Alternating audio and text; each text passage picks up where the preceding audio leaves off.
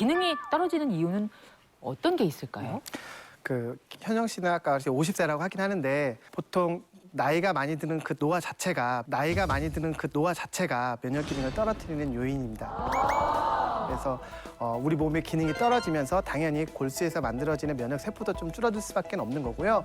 또 하나는 아까 그 흉선이라는 곳이 나이가 들면서 퇴화한다고 말씀드렸잖아요. 그래서 물론 사춘기 때 생성한 것만도 충분하지만 그 역시 흉선이 기능이 못하는 게 하나의 그 문제가 되지 않을까라고 생각하고 있습니다.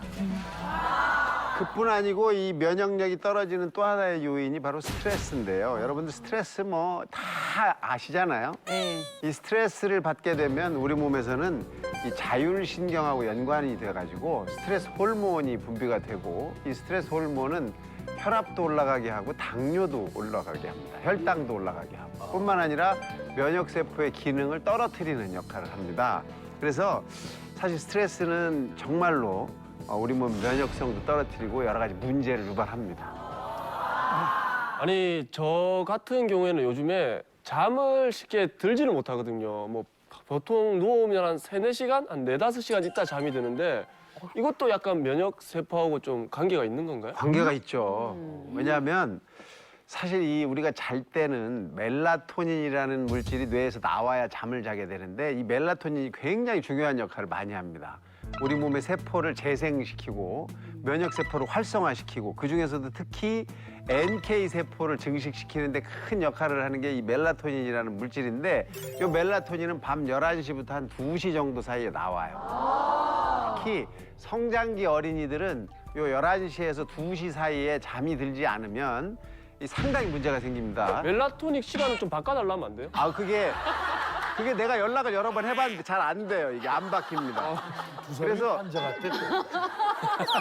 양상국 씨 같이 이렇게 이 패턴이 잠자는 시간 패턴이 완전히 바뀌어 있는 사람들은 추후에 여러 가지 문제가 생길 수 있고 또 하나는 이 암세포가 많이 만들어지는 걸 막아내지 못해. 즉 NK 세포가 활성화되지 못하면 다른 사람에 비해서 훨씬 암에 걸릴 확률도 높다 이렇게 볼 수가 있는 거예요. 사실 저는요 얼마 전에 또 당뇨 진단을 받았어요. 네? 근데 제가 대상포진 이후로 이 면역이 떨어져 갖고 당뇨가 오진 않았을까 이렇게 걱정이 되거든요. 그 면역이랑 당뇨랑도 어떻게 밀접한 관련이 있나요? 왜 이래 물론 슬프죠, 선배? 있습니다. 있어요. 네, 대부분 당뇨 환자가 면역력이 떨어지게 되는데요. 혈당이 높아지면 그 혈당 자체 높은 게 세포에 손상을 입히기도 하고요. 그다음에 혈당이 대사되는 과정 중에 활성산소라는 물질이 생성이 됩니다. 그 물질로 인해서 아까 말씀하신 NK 세포가 손상을 받아서 줄어들게 되는 게 또 문제가 되는 겁니다. 또 하나는 당뇨만큼 또 위험한 게 하나가 있는데요. 바로 그게 비만입니다.